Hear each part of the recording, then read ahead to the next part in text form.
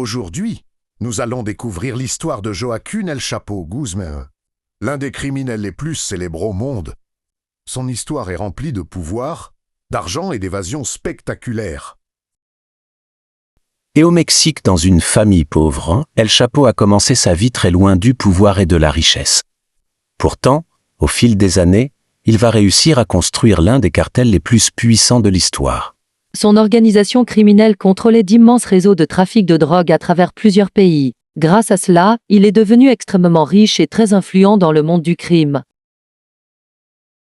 Mais ce qui rend son histoire encore plus incroyable, ce sont ses évasions spectaculaires. El Chapo a réussi à s'échapper de prison à plusieurs reprises. Parfois grâce à des tunnels creusés sous les murs des prisons. Ces évasions ont marqué l'histoire et ont fait de lui une légende du monde criminel. Pendant des années, les autorités ont essayé de le retrouver et de mettre fin à son empire. Dans cette vidéo, nous allons découvrir toute l'histoire de Joaquín El Chapo Guzmán, son enfance, son ascension dans le monde du crime, ses évasions incroyables et la manière dont sa cavale a finalement pris fin. L'enfance de Joaquín El Chapo Guzmán. Joaquín Guzmán est né le 4 avril 1957 dans l'État de Sinaloa, au Mexique. Il a grandi dans une petite communauté rurale où la vie était très difficile. Sa famille vivait dans la pauvreté et devait travailler dur pour survivre. Son père était agriculteur, mais il était aussi connu pour être violent et pour cultiver du pavot, une plante utilisée pour fabriquer certaines drogues. Dès son plus jeune âge, Joaquín a donc été exposé à ce monde. En grandissant, il a quitté l'école très tôt pour aider sa famille. Comme beaucoup de jeunes dans cette région, il s'est rapidement retrouvé impliqué dans des activités liées au trafic de drogue. Dans les années 1970, il a commencé à travailler pour des trafiquants plus importants. Il transportait de la drogue et aidait les organisations criminelles locales. C'est à ce moment-là qu'il a commencé à se faire un nom dans ce milieu.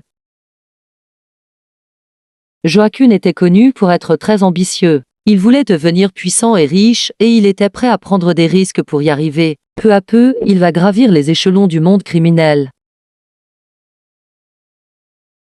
Après ses débuts dans le monde du trafic de drogue, El Chapo commence petit à petit à se faire un nom au début. Il ne dirige rien. Il travaille pour d'autres personnes plus puissantes que lui. Maestresvich, il montre qu'il est très intelligent et qu'il comprend bien comment fonctionne ce milieu.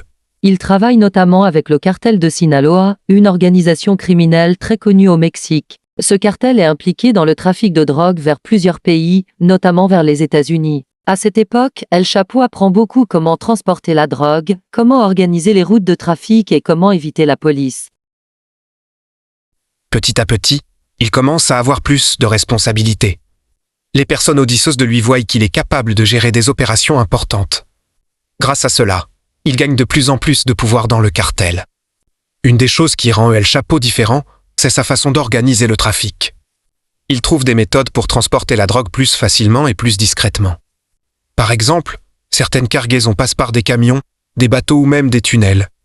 Ces méthodes permettent au cartel de continuer ses activités tout en évitant les autorités pendant un certain temps. Avec les années, El Chapo devient l'un des chefs les plus importants du cartel.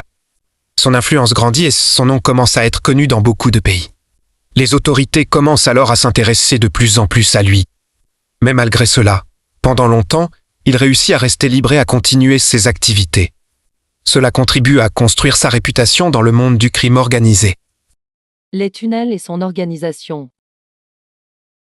Une des choses qui a rendu El Chapo très célèbre, c'est la manière dont il organisait ses opérations.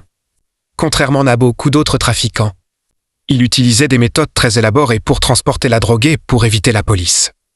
Avec le cartel de Sinal, il a développé plusieurs stratégies pour faire passer la drogue d'un pays à l'autre. L'une des méthodes les plus connues est l'utilisation de tunnels souterrains. Ces tunnels étaient parfois très longs et très sophistiqués. Certains faisaient plusieurs centaines de mètres et étaient même équipés de lumière, de ventilation et parfois de petits rails pour transporter les marchandises plus facilement. Ces tunnels permettaient de passer sous les frontières sans être repérés. Mais les tunnels ne servaient pas seulement au transport. Dans certains cas, ils ont aussi servi à s'échapper.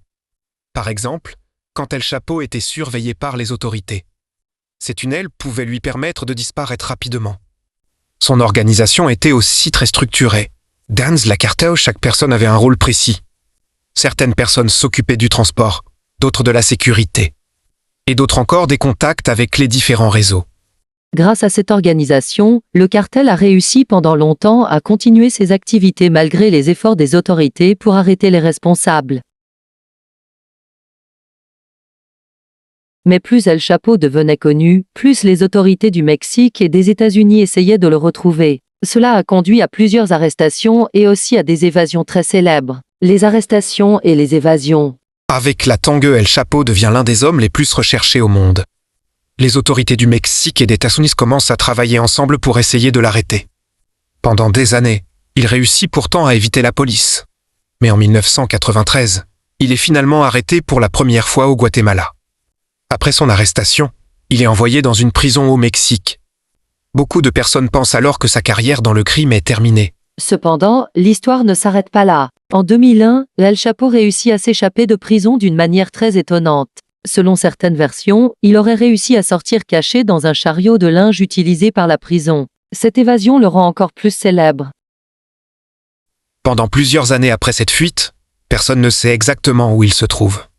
Il continue pourtant à diriger le cartel de Sinaloa en restant caché. 2014, après une longue chasse à l'homme. Les autorités réussissent finalement à le retrouver et à l'arrêter à nouveau au Mexique. Il est alors placé dans une prison de haute sécurité. Après avoir été arrêté en 2014, beaucoup de personnes pensent que cette fois El Chapo ne pourra plus s'échapper. Il est enfermé dans une prison de haute sécurité au Mexique appelée Altiplano. Mais le 11 juillet 2015, quelque chose d'incroyable se produit. Sous sa cellule, ses complices avaient creusé un tunnel de plus d'1,5 kilomètre. Le tunnel était très sophistiqué. Il avait de la lumière, de la ventilation, et même une petite moto sur des rails pour aller plus vite. Grâce à ce tunnel, El Chapo disparaît sans que les gardes s'en rendent compte immédiatement. Cette évasion fait le tour du monde et devient l'une des évasions de prison les plus célèbres de l'histoire. Mais sa liberté ne dure pas très longtemps. Après plusieurs mois de recherche, les autorités mexicaines retrouvent finalement El Chapo en janvier 2016 dans la ville de Los Mochis.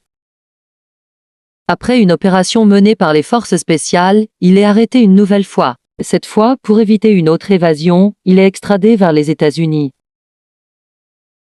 Après son arrestation en 2016, El Chapo est envoyé aux États-Unis pour être jugé. Son procès commence en 2018 à New York. Ce procès est très important car El Chapo est accusé d'avoir dirigé l'un des plus grands cartels de drogue du monde, le cartel de Sinaloa. Pendant plusieurs mois, de nombreux témoins parlent devant le tribunal. Certains sont d'anciens membres du cartel. Ils expliquent comment la drogue était transportée vers les États-Unis et comment l'organisation fonctionnait. Les enquêteurs expliquent aussi que le cartel envoyait des tonnes de cocaïne, d'héroïne et de méthamphétamine dans plusieurs pays. Le procès est très médiatisé et attire l'attention du monde entier. Finalement, en 2019, le verdict tombe, El Chapo est reconnu coupable de nombreux crimes, notamment trafic de drogue, crime organisé et blanchiment d'argent. Le juge le condamne à la prison à vie, sans possibilité de libération. Aujourd'hui, il est détenu dans une prison de très haute sécurité aux États-Unis, où il est surveillé en permanence. L'histoire de Joaquín El Chapo Guzmán est l'une des plus marquantes dans le monde du crime organisé. Parti d'un village pauvre au Mexique, il est devenu l'un des trafiquants les plus puissants du monde en dirigeant le cartel de Sinaloa. Pendant des années, il a réussi à échapper aux autorités, notamment grâce à ses évasions spectaculaires. Mais malgré sa puissance et son immense réseau, la justice a fini par le rattraper. Après son arrestation et son procès aux États-Unis, il a été condamné à la prison à vie. Aujourd'hui, son histoire reste un exemple célèbre de la montée et de la chute d'un des criminels les plus connus de l'histoire moderne. Si la vidéo vous a plu, n'oubliez pas de vous abonner, de liker et de laisser un commentaire. À bientôt pour une nouvelle histoire.